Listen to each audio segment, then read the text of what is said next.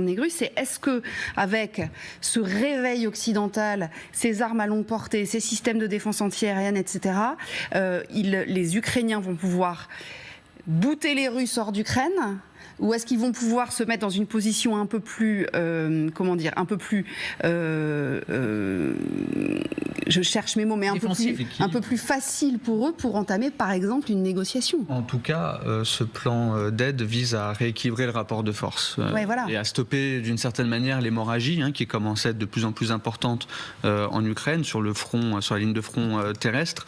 Donc, ce plan d'aide américain, malgré tout, ne doit pas cacher la responsabilité de l'Union européenne de continuer de poursuivre son effort déjà de réarmement, mais en plus de soutien à l'Ukraine.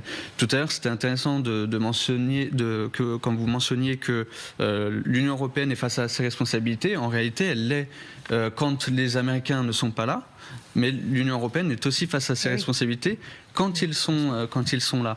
Et il faut avoir conscience que on revient à une situation de statu quo comme on l'a connu avant l'échec de la contre-offensive ukrainienne, où là il y a un rapport de force qui va s'équilibrer.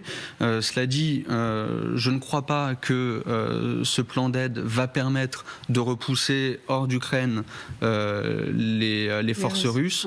De là à parler tout de suite de négociations, c'est prématuré. En tout cas, ça évite à l'Ukraine d'avoir à capituler. Et ça, c'est un message politique important qui est envoyé aux Ukrainiens.